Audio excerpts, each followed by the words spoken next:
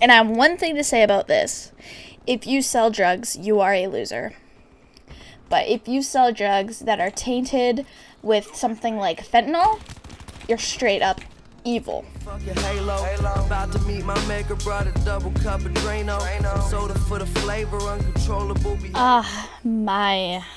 What's good, everybody? Welcome back to another video on the channel. In today's video, we're going to be talking about something that a lot of you guys actually just might not care about. So a few things happened last year that just really, I don't know what the best word is other than it just ruined my entire year. Basically, in 2018, in March, I lost my big brother Robert due to a drug overdose. So while still coping with that, the following September, which is coming up on the first year anniversary, Mac Miller, the famous rapper, also passed away due to an overdose.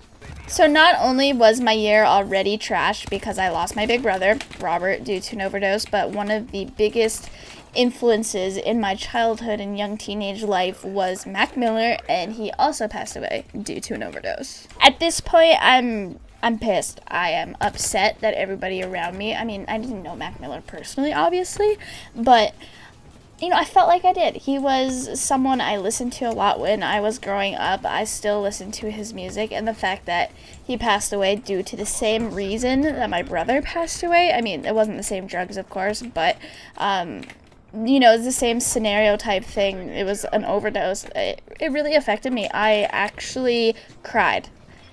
I cried.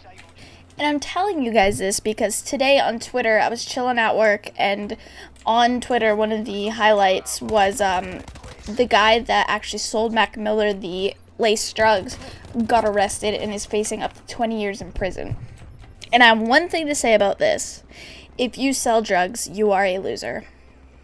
But if you sell drugs that are tainted with something like fentanyl, you're straight up evil.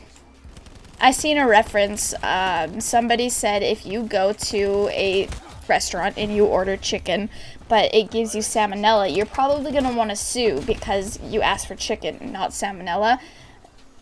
That's kind of the scenario. Like, these people obviously have addictions, and they go to buy one drug that they know that they can handle, but end up getting a different drug, which is way more powerful than said drug that they're trying to buy, and they end up dying because they didn't get what they asked for or paid for. And I'm not saying that in any way to make doing drugs sound good in any way. Doing drugs is not good. I don't recommend it. I do drug and alcohol testing as a job. Drugs are a no-go. Don't do them. The best way to not overdose is to just not do drugs. God, I thought that garbage can was a human. I was about to squeal. And with the whole Mac Miller scenario, I feel at ease. I'm angry because he shouldn't have died, because he thought he was buying one thing, got another, wasn't prepared, and died because of it. I'm angry because Mac Miller should be here today. He should be making his music, doing his thing, enjoying life, but instead, someone decided to sell him something that he didn't want.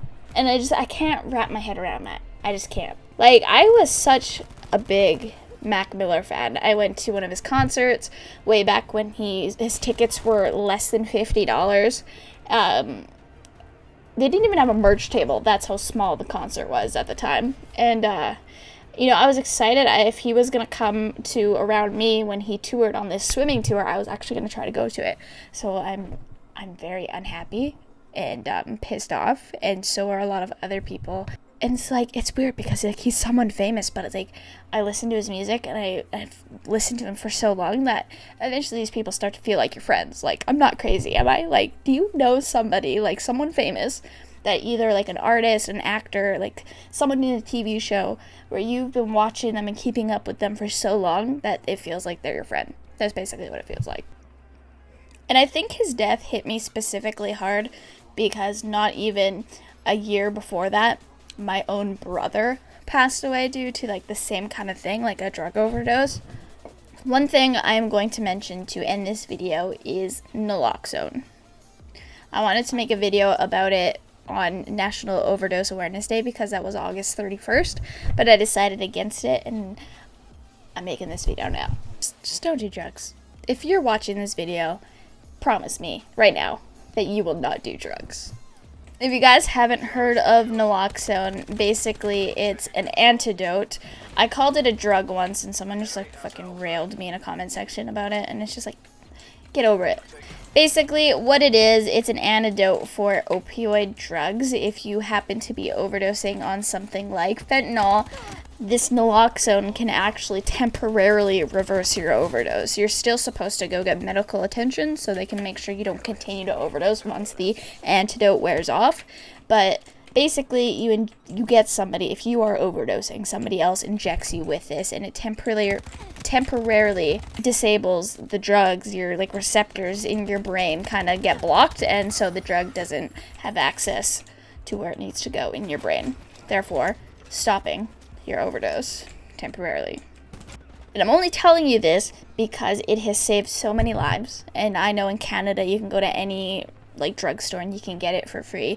You can go anywhere in Canada and get a naloxone kit for free. And I carried one for about 6 months after my brother passed away. And I still actually carry one here and there. I'll put it in my purse and take it with me if we go to like the city or something. Because you never know if someone like bystanders like gonna overdose. That's the world we live in now. You never know. It's an epidemic. And I'm not telling you this so you can go out, do drugs, and then revive yourself. That is not what I'm saying. I'm telling you guys this because if you know somebody that has an addiction, or, you know, I don't know what the case may be, but you might know someone, yourself maybe. Maybe you guys aren't even old enough to know what drugs are. I respect that. Don't do drugs. But if you have this on you, and someone around you knows how to use it, and you happen to be overdosing, it could save your life and give people a second chance. I believe everybody should get a second chance, and a lot of the people that use naloxone actually go and they get help. I'm all for that. I believe everybody should get a second chance, especially with addiction, because addiction's scary, dude. But I have personally dealt with, like, my family. I've seen it firsthand, just struggle, and I've seen it clearly ruin my brother's life. And I don't want to see it happen to anybody else. And if my brother happened to overdose on something like an opioid and someone near him knew how to use a naloxone kit, he would still be here today.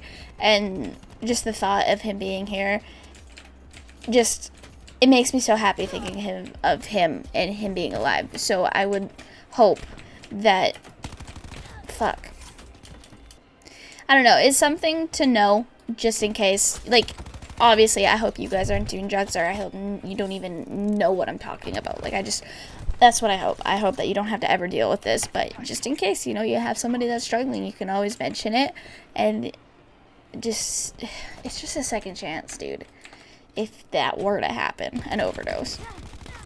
Like I said, though, in the middle of this video, the best way to not overdose is obviously by not doing drugs, which is what I recommend you guys do, not do drugs.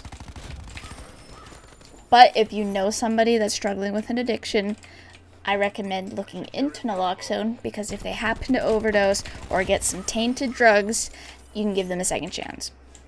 And hopefully that second chance leads to rehab, because addiction sucks. I don't wish it on my worst enemy ever. And I don't want anybody to deal with what I had to deal with. But I'm going to leave some resource links in the description below if you or anyone you know is struggling. And with that, we're just going to play out the rest of this game and focus on gaming. I don't know. I don't even know if this is a good commentary. I haven't made commentary videos in so long. I really wanted to talk about it. I seen that tweet on Twitter today about Mac Miller, and I was happy because they arrested somebody, but I'm still so mad that someone sold him bad drugs. Like, you gotta be a special kind of fucked up to do that kind of thing to someone.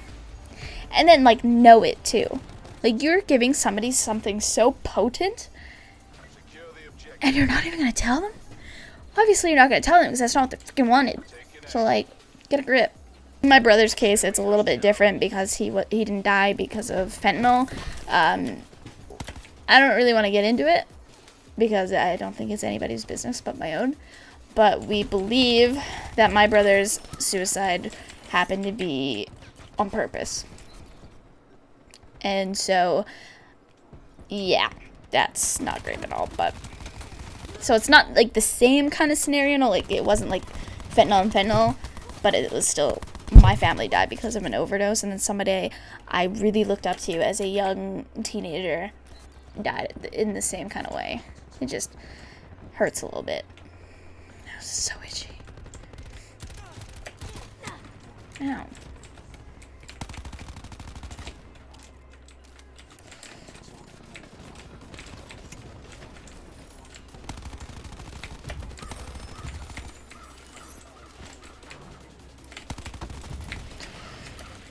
All right.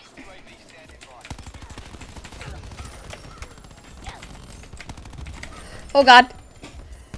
Run faster.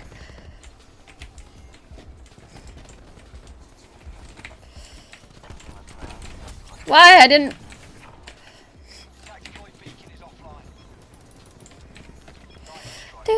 Do. Okay. I'm picking it up. Oh, I just got my last score streak after that. That's funny. Oh, and we won too. That was so close of a game. Holy shit. Look at me go. I'm on TV. Alright, but that's going to be the video, guys. I hope you didn't enjoy it, but nonetheless, I hope you enjoy it. If you want to see more commentary videos or just in general Call of Duty videos, make sure you slap a like on the video. You comment below and you subscribe to the channel for more. And I'll see you guys in the freaking next one.